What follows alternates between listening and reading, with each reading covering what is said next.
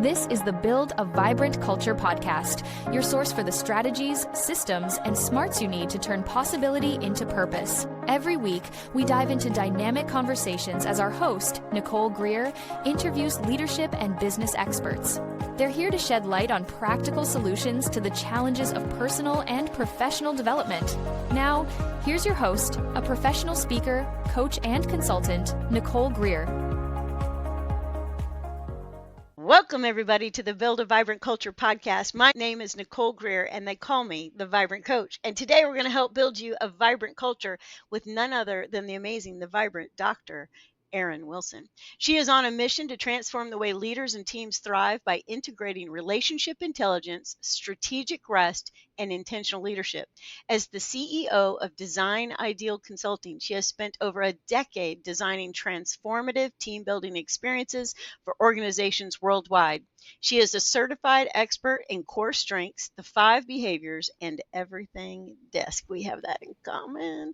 Erin equips teams with the tools to communicate, collaborate, and lead with impact. She's also the co-founder of the Strategic Rest Summit. Get that put in your budget, the Strategic Rest Summit. That's a good idea.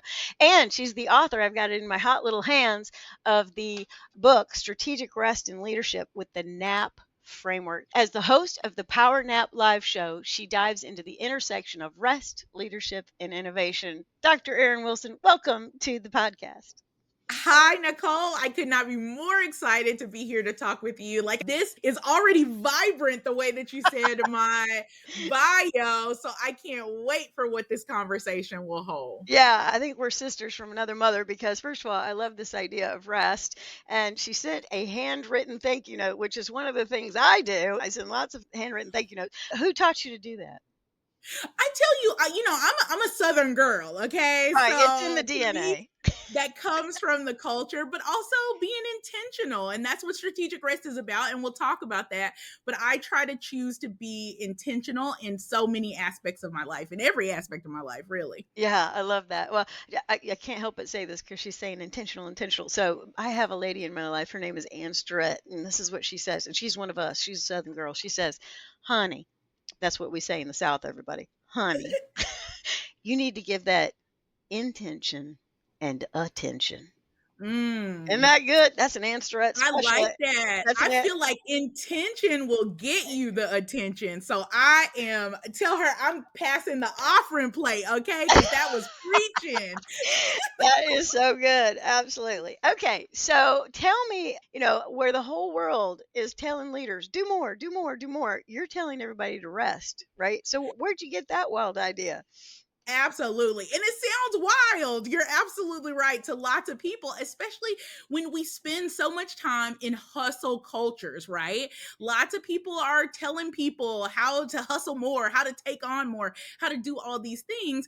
But for me, my journey with understanding rest and how I can use it as a strategy and not a reward really came from having a stress-induced seizure as I was chasing titles, saying yes to everything, staying late, if that makes sense, saying yes to every project. And so I started to really look for ways in order for me to still be able to be intentional, right? Yeah. About the work that I did. And through that, I got to know my co-author, Dr. Kelly Dixon, and we started to hold each other accountable. There she is. She's the best.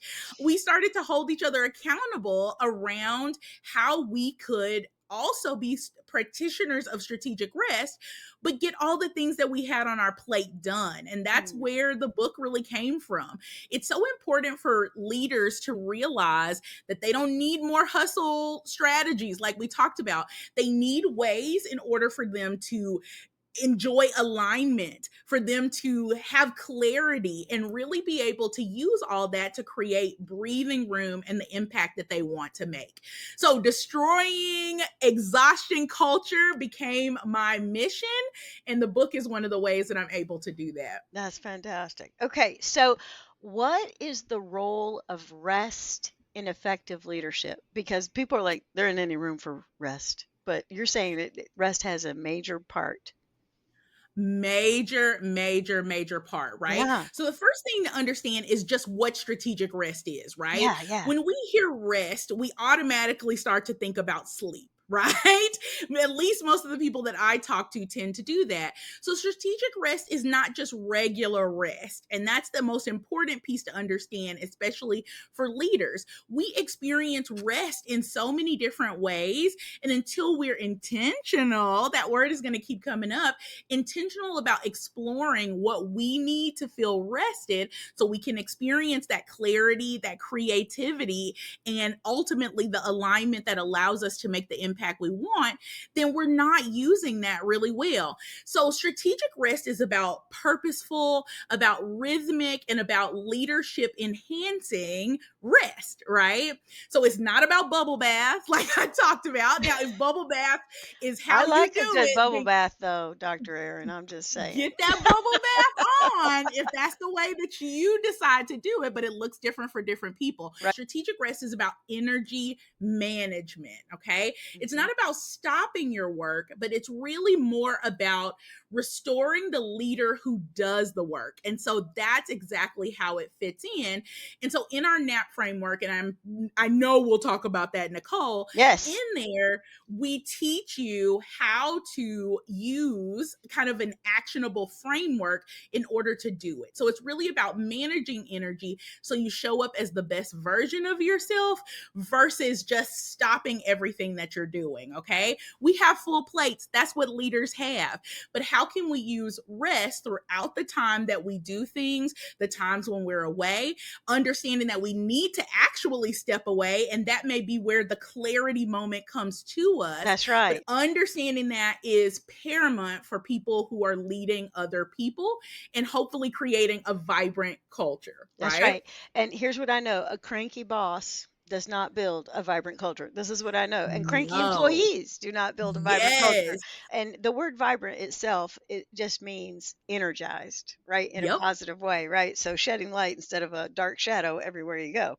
All right. So Absolutely. there's the role, right? And so one thing that you said is that you're going to get the clarity. That's because it is when like you're in the shower, that's the old anecdote, right? I'm in the shower and this Mhm. idea came to me. That's because you were relaxed. You Absolutely. are in a restful state. Absolutely. And think about, a lot of people spend a lot of time going like, how do geniuses do the things that they do? And we read all these books and come up with all of these things. But one thing that lots of geniuses have in common is that they actually spend time resting, right? Mhm. Think about so many ideas that have impacted our lives in the most positive way. Even the art and culture that we enjoy, some of the most important inventions that we love every day came from people, whether they realize it or not, embracing rest as a part of the strategy of who they are as they came up with things that impact us today. So, yeah, rest is so important as a leader. And then also making sure that you're creating an environment where the people that you lead understand that rest is an important part of their strategy as well. Yeah, absolutely. And a couple of things are bubbling up for me. So every Yeah. coach should have a coach, or they're a big fat hypocrite, in my opinion. So there you go. That's a straightforward truth telling, honesty, and candor moment. So I have a coach, and my coach says, you have to have focus days, free days, and buffer days. And he Mm. says a free day is a day where you put your head on the pillow, an entire day goes by, and you put your head on a pillow again, and then you work. Ooh, I like He's that. like, you have to be completely free. And what he says, which we're going to get into your nap framework, is Mhm. that you have to have that space so you can go back in with a fresh brain. That's why I think a lot of times an entrepreneur, a leader has a fresh idea and then they're like, what's the next idea? And you have to Mhm. grunt it out instead of letting it come, right? Okay. Absolutely. So that's the first thing that popped in my mind. So his name is Dan Sullivan, and he's got a whole thing on his time framework. So that would be a good companion. Now, one thing I want to tell everybody about this book, y'all, this is like a workbook. This is Mhm. not just another 12 chapter book about Mhm. you should rest. There's like stuff to do in here. Exactly. And Dr. Dixon and I, we said that was literally when we started to write the book. We were like, we can't just tell people to rest. They get Right. it, but they don't Right. know how. And Right. so if you're tired of reading books that say, hey, you should rest and maybe what rest is, then this is the book for you. We literally lay out for you challenges, questions, assessments that help you understand where you are as someone who's practicing strategic rest in different parts of your life. So this one is not just written for folks who want to read and snooze, right? This one is written for people who really want to use rest as a strategy instead of a reward. We've got to be tired of going like, oh, if I can just make it to the weekend. Oh, my vacation is 6 months from now. No, there are so many ways for us to be able to work rest into what we do, whether it's a 5-minute pause, right? Or I have a really great client who shared with me as a part of his rest strategy, he changed the meeting structure for the people who actually for just himself. So that's how it started. And then it became an entire cultural thing. So he started to go, I want to be able to have time to literally digest what people said to me in meetings. So I'm going to change all of my meetings from 60 minutes to 50 minutes. That's the max that people can do. So if I have another meeting after, I have still 10 minutes to be able to think, to maybe go to the Go bathroom, potty. to I gotta pee. take a sip of water, anything, right? That's And right. literally, it didn't just change his life, right? He didn't just have better communication when he was talking in meetings. He wasn't just more prepared, but the people around him that worked for him started to go, can we do this too? And so the productivity that came out, and can you imagine the people who show up better in meetings when they've had some time to, number one, make sure that they're prepared, to rest before or do something that's a personal need of theirs? It changed how people showed up in his culture. So just imagine that small micro thing Yes. had such a large change. So what could it look like? The creativity, the intentionality, the clarity and alignment that could show up for the people that you serve, as you should be doing as a leader, if you were the one modeling the way when it comes to creating an environment of strategic rest. Yeah, I was down working, had a big 3-day training program with an organization in South Carolina.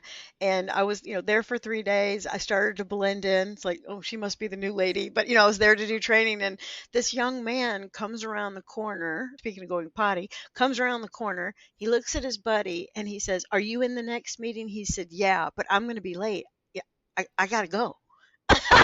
So, and it broke my heart because this kid was like my son's age. And this is Yes. what he's being taught about the freneticism, Yes.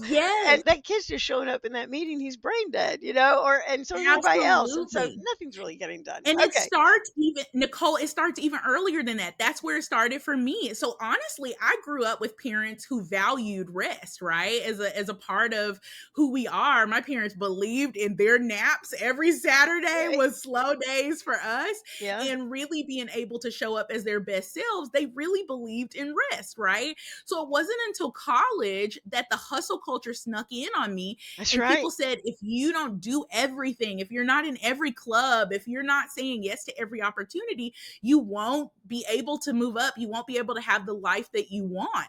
So yes, it starts so early, and we have to do so much work to undo the damage that hustle culture has done to so many people. Imagine what his life will be like as someone who's starting now early in his career, that later he's burnt out, he's frustrated, all of these different pieces, when we could start now learning how to be incredibly productive, but still people who practice that strategic rest that's necessary for us to get all of the tools that we need to be the people we want to be. Absolutely. Okay, so let's do this NAP framework. All right. So Sure. the Yeah. NAP framework, it's one of these, don't you love a good Venn diagram, people? All right. It is a Venn diagram. Okay. I'm gonna hold it up. I'm gonna hold it up for my Yes. YouTubers. There it is. Okay. All right. And so the N stands for nurture. Okay. Mhm, So take care of yourself. And mhm, then the A stands for assess, and the P is mhm, for prioritize. And when those three things come together, we get mhm. strategic rest. So talk us through the Absolutely. three. Absolutely. So, that was so good. Usually when I'm talking to people, they just kind of go for it, right? So I love Oh, that you I showed. read this stuff. I'm a student. I'm okay. Everybody, get your pens and pencils out. Take notes. That what Grandma Mert would say. Take notes. She's trying to teach you something Absolutely. here. Yeah. So for us, again, like we talked about, it's not just telling people to rest, it's about giving them simple and actionable Yeah. language, Mhm. right? About how to literally do it. So nurture talks to you about, of course, taking care of yourself. We break down not just what people think about rest, but how you literally can do it. One of the ways that people often forget that they can feel rested is through learning. Just like you said, I'm always a student. There are some people I know that's the case for me. If I'm learning something about history, or the other day I took a DJing class and I Stop. left feeling I did. I was Let's like let's having, let's talk about the book and then let's listen to music. yes, I had the best time. But here's the thing, it was rest because I left energized, right? Also, we don't realize that our communities become a part of the way that we rest. So, also looking for ways to be with people who value rest. I do a strategic retreat with one of my really close friends. She's also a consultant and does some other work in the community. But every 3 months, without fail, we get together for what we call just a sister retreat, if that makes sense. So, we always do some key things. Number one, so we can feel rested, we choose a place that's no farther than an hour from where we are. So there's no big travel involved. We may choose a hotel to go and stay at overnight. And we always choose, because we like to learn, a restaurant that we've never been to, right? So that we get to have a new experience. Right. We talk about things, we hold each other accountable, but I leave feeling on top of the world after I've done that retreat. So people can also be a part of the way that you feel rested as you curate your community. So nurture is all about that. It's about asking yourself a simple question. What fills you back up? Yeah. Okay. And let's also say too, it's like giving yourself a break from those that drain your energy, right? So it goes both Yes, ways. Like, that answers the question. What yeah, fills you back up? And if it's some of the people around you that are not filling you back up, then those are the times where we have to have questions about boundaries, about who is in our circle, all of those pieces. You're absolutely right. So that takes us to assess, right? right, Once you right. understand what fills you back up, it's time to go to assess, okay? And remember, it's a cycle. It happens constantly. It can happen every 2 minutes if that's the case, but you're always able to go to each one of these steps to understand what's going on. So as you think about assess, there's some key questions to be able to ask yourself, and we kind of share and walk you through that in the book. But a big way to make it super easy when it comes to assess is to ask yourself, what's draining you, right? And then what needs attention? Oftentimes I work with leaders who think everything needs their attention, right? Right. And You if got you to if you're delegate people. you have to delegate, and not just delegate, but you also have to do the work to make sure that you're hiring people who are experts in the work that they Okay, do. hold on. We're gonna pass the plate on that one. Amen. I mean, I love, did you hear the organ music I coming did. in, I right? did. I did. Thank you, Jesus. All right. You have to hire people who are experts at what they do, so your attention is not constantly on the work that they do. Oh, this serious. If you don't hear anything else I say Okay, today, listen up, okay? people. Number one, practice strategic rest and get the book.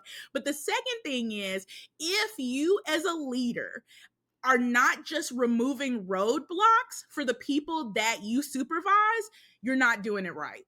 That's right. That's what good managers, that's what good leaders do. We should Hmm. only be removing roadblocks for the people that are doing the work as experts. And then the second piece is using our network and connection, whether that's literally inside of your organization, outside of your organization, using that to connect them with people in order to move whatever it is forward faster. Those should be the two things you're doing, especially after you get to director level and above. That's what you should be focusing on, right? Yeah, it is. So it's It is a people development game at that point. Correct, Okay. right? Employee performance management. Okay, go ahead. Absolutely. So that should help you, getting you back to the question, right? As you assess, understanding what needs your attention and what's draining you, okay? And then the final piece is prioritize. This is where even more of that work comes in and helps you to be able to focus on what needs to happen, right?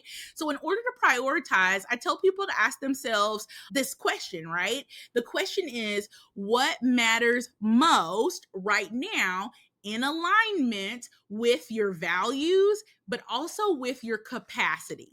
Okay. Those two things are incredibly important. We often just drive forward, especially people like me who are She has a really. little energy. I don't know if y'all are picking up on that. I don't know if you see it, hear it. Just FYI. Several people have probably turned their speakers down at this point because it is a lot of energy coming at them. But you've got to ask yourself, does this align with how I'm anchored, who I am, my values, the impact, but also my capacity, right? Does Yes. this stay in there? So the NAP framework, it really is all about helping leaders to shift from chaos to clarity without adding more to their plate. Yeah. Are you ready to build your vibrant culture? Bring Nicole Greer to speak to your leadership team, conference, or organization to help them with their strategies, systems, and smarts to increase clarity, accountability, energy, and results. Your organization will get lit from within. Email her at nicole@vibrantculture.com and be sure to check out Nicole's TEDx talk at vibrantculture.com. Okay, so you just made me think of another, have I told y'all this? Leaders read. That's why I read all these books, these authors, these great people like Dr. Erin Wilson send me, is because I got all this stuff in my head now. But there's an old book, and it's from that same woman, Ann Starrett. She gave it to me because she was like, "You're nuts. You need to read this." And she didn't have, this was not written yet, y'all. Strategic Rest and Leadership, the NAP Framework for Dr. Erin Wilson and Kelly Dixon. It didn't exist. But it was written by another doctor, and it was called Margin. Have you heard of that one? And it's also got a workbook, y'all. So, work through this book, work through some others, pick the stuff that works, right? Absolutely. Yeah, because you need margin in your life. You do need margin in your life. And what matters in life is what you do in the margin, right? That's so incredibly important. And figuring out how to implement the best way for you to be able to strategic rest is also incredibly important. Right. And I love what you said about going with your girlfriends and going to eat in some fresh place. Like, we're going to go have Indian food or whatever the thing is, right? Yeah, yes. And, I know people who go running to rest. Right? And I know people who get under the covers, so absolutely, whatever turns you on, right? That's one of the things that we challenge in the book, right? Again, when people say rest, and I talk to executives about this all the time, they're like, "You want me to tell my people to sleep more?" And I'm like, no, that's not the only thing that gives us rest, right? Rest is so many different ways. I can never think of her name when I want to say it, but there's a doctor who has a really great framework around the 7 types of rest. Feel free to check that out. So cool. I wish I was at my computer where I could Google her right now. I'm going to write it down so I can remember. That's okay. We have an amazing podcast producer, everybody. Her name's Jennifer Wright, and she's going to stick it in the show notes for you. Excellent. So it's called the 7 types of rest. And we need to look and make sure that we're doing that. So there's spiritual rest, there's physical, there's emotional, there's all these different types of rest that we tend to neglect when it comes to rest, right? But the second piece is that we have to challenge as we're fighting against that hustle culture is that rest looks the same for everybody. It doesn't, right? What makes me feel rested is not the same thing that makes Nicole feel rested or anyone else who's listening. So as a leader, it's also important for you to figure out where the deficit is when it comes to you and resting. You can do that around that 7 types, right? But then also, what does rest look like for you? For some people, it does look like a Netflix marathon with somebody that they love, right? For others like me, like I said, if I'm learning something new about, I don't know, British culture. It makes me excited and I feel rested, right? Running for some people. I had someone the other day that said, oh, when I'm swimming, that's when so many ideas come to me. Oh So yeah, I it love is swimming. our job as leaders to not just embrace strategic risk, but to figure out how it works best for us. Yeah, yeah. And I think what you're saying is so genius because people want us to quantify and qualify, for them. And it's like, no, you get to Mhm. pick. You get to Mhm. pick. And you You actually got to have, pick. yeah, please pick everybody. All right. So page 45 and 46. I just want to read this list real quick Sure, because I sure. highlighted it. So here's the deal. You've got to do the NAP framework, nurture, assess, prioritize to supercharge your effectiveness because Mhm. you're not as sharp as you think you are. You could be sharper, everybody. I'm just saying. I'm just saying. 100%. All right. So number 100%. one, establish a self-care routine. Like I'm not giving Mhm. up my run. I'm not giving up my swim, and I'm not giving up my chapter in my book. Okay. Mhm. Incorporate mindfulness and relaxation techniques. Invest in your professional development.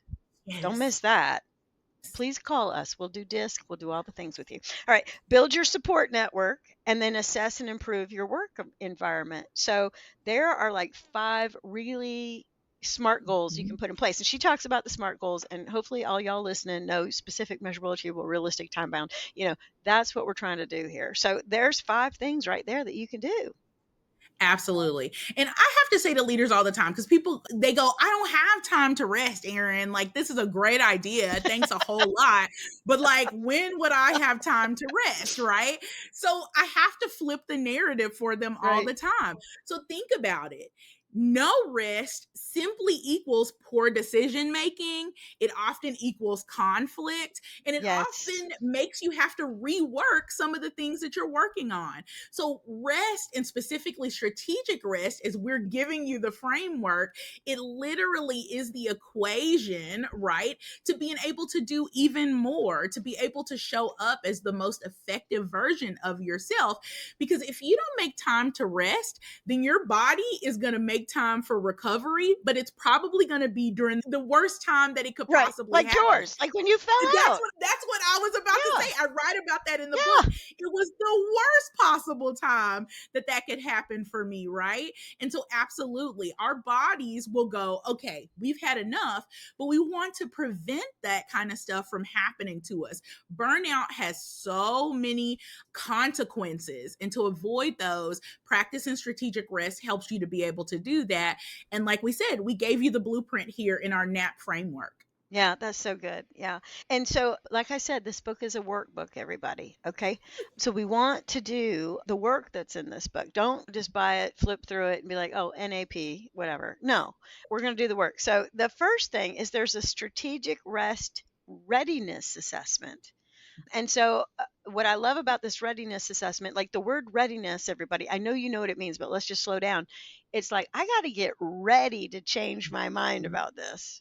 And so her Absolutely. little assessment is got 15 easy questions, right? Mhm. And you score yourself and you figure out, what's your nurture score, your assess score, and your prioritize score. All right. So you can even measure like maybe after 30 days of trying it, which I love a good before and after, somebody's kitchen, somebody's restfulness, I like all that. Absolutely. Yeah. The So data that's is what matters.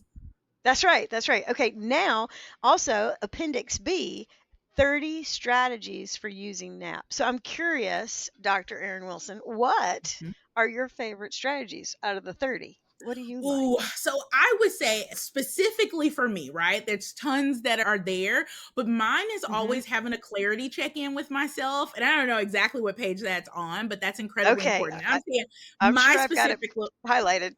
Absolutely. So mine is for sure like making sure that I do a clarity check-in with myself throughout the day, right? I may start the day Yes. with going like, what's happening today? What do I need? And I also look at my calendar as I'm doing that. I will will also put breaks in where I see that there's clear spaces. Sometimes the day before I will do that. Sometimes it's the day of, going like, I've got 9 things back to back. I've got to hide some space for me to just be able to reflect on what's happening. Naming my capacity is huge, right? And being honest with ourselves. So as someone who has ADHD, I often think that I can do something in 5 minutes that I cannot do in 5 minutes. So you have to be able to name your capacity and really be honest with yourself about how much time that it may take. And the final thing and the final strategy for me has been replacing guilt with intentionality. I refuse to feel guilty about resting because the people around me reap some of the largest benefits of me being someone who practices strategic rest. Oh, that's right. Everybody's like, Erin and Nicole took a nap. It's really good. Absolutely. But they do. They come, when people talk to me, they go, man, you have this energy and this vibrance and this exuberance, right? When we're in the space with you, we can literally feel your energy. But it's because I'm intentional about my times of rest, making sure that I'm able to show up as that version of myself when I'm in spaces with people. So if I allow myself to completely burn out, then that would be a different version than what I want to provide for people. If you're feeling yourself as someone who like pulls up to your house and has to sit in the garage for 10 minutes before you get out to deal with the people around you, right? Now, Were you in my garage? See, I'm looking straight into your life here. And it's not just you, it's tons of other people. Listen, if that's your time that you need to get clarity, then go for it. But if it's your time because you're so burnt out that you like, it feels horrible to have to deal with the people in your house, then you've got to ask yourself some questions about how you can put strategic rest into your day so you're showing up at home for the people who I would dare say matter most as the best version of yourself. Yeah, we hope. Yes.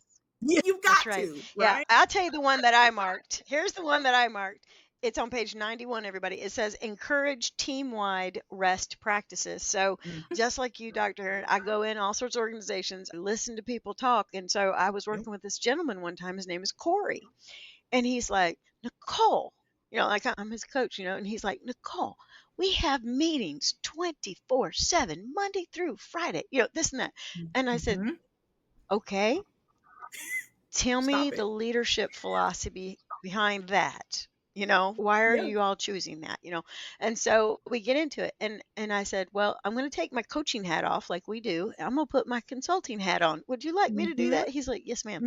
And I said, okay, why don't we just have no meeting Mondays? No meetings. And I said, and I don't know where I picked this up, but Erin, if you know where I got this from, some book I read. The book said, you have all these meetings, and what do you do in meetings? You create work for yourself.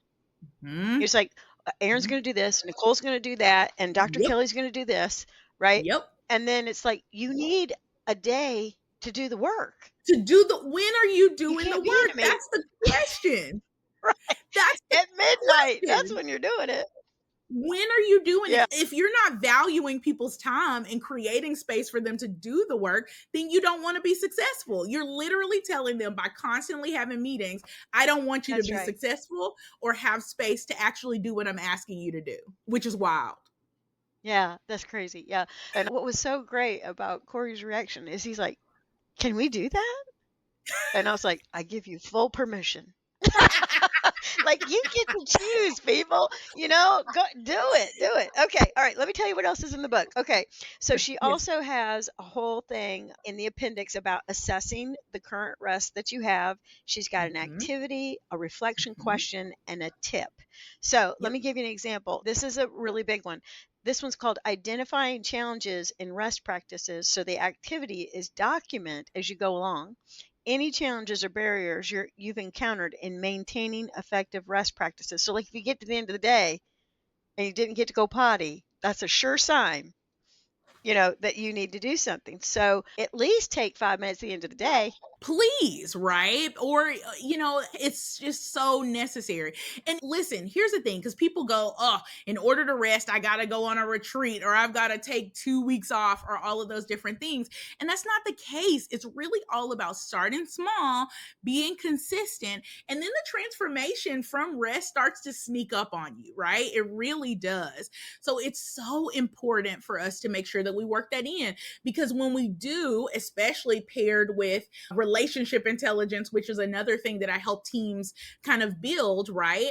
They start to have better communication. Think about a rested you, how you communicate better, and from a place that may be just opposition instead of conflict that lots of people experience in the workplace. You've got lower tension, both on yourself and other people. You make more confident decisions. Like Corey, if he was maybe more rested, right, he would have been like, we can change that.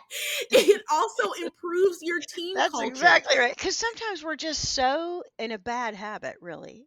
Let's just Absolutely. so I have a methodology. Yours is NAP, mine is called SHINE. And so I talk about you need to self-assess. So this is your strategic rest and leadership NAP framework assessment. This is self-assessment. Yep. This is what I believe in so much. And then the Yep. habits is what you're saying here, So how could I Absolutely. get some routines in place? Routine equal sign habit, where I can wake up and smell the coffee, because sometimes our habits, they're so familiar. Oh, I know what I wanted to Mhm. say earlier. One time somebody told me that sometimes you're in something so long, you're so used to being in the hustle culture, that like when you do have true time off, you don't have anything else to do. And so you just start working again. Absolutely, And I was like, right? oh my gosh, I do that. And, and If if I you're don't have a always restaurant to go to with my friends. And here's the question, right? If you're always working, when are you creating space for creativity, right? For you to really think through some things. And then ultimately, what one of the largest goals of this is we have people who create as leaders an environment where people feel like strategic rest is valuable. It's sustainable productivity, Yes. right? And we're fighting against productivity each time that you decide people need to sit in meetings all week, each time that you penalize the person who actually uses their PTO, right? Each time you do that, you're challenging the fact that you actually want people to be sustainably productive in your environment. Yeah. And like, how many articles are out there on sustainability? And we're not even looking at the human resource, right? Come on. Absolutely. That's so good. I love that. Okay. All right. So the last part of the book is really like a little journal, right? To get yourself started. So, it's this thing of building the habit 21 days. And then she's got a guide in here to do this as a team, right? It's the guide for collective strategic rest, right? So, what kind of hero would you be if you bought 5 of these and, had a lunch and learn, gonna get Absolutely. Leader of the Year award? Buying for everybody. I've had so many people that go like, I'm getting this for my whole team. So many people. Girl Scouts in my area, they bought it for their entire staff. I've had board members. I'm on a board and they bought it for the entire board and groups, hundreds and thousands of people who are buying this for people. Because again, it's not just a book telling you to rest. It really is helping you to do the work around what that looks like, and then sustain yourself so that you can experience that sustainable productivity. And ultimately, like we said in the beginning, that clarity and the breathing room to be able to make things happen and have the Yes. impact that you want to make. All right, people. So here's what I want you to do. I want you to get the book. And I know it sounds like we're trying to sell you hard, but like, you need a nap. In fact, you need a nap framework. Okay. So, like, we're just trying to help you out here. All right. So if you want to get a hold of Dr. Erin Wilson and have her come to your organization and teach everybody to take a nap, Erin, how do we find you? Where are you on the web? I bet you're all Absolutely. over. Listen, you can find me right online. Designidealconsulting.com is the consulting firm that, of course, I am the CEO for. And so I'd love to come out and talk to your groups about strategic rest. I do a workshop around that specifically, and how to pair that with unlocking their unique strengths to make them better leaders is something that I do all the time and would love to come do that for you.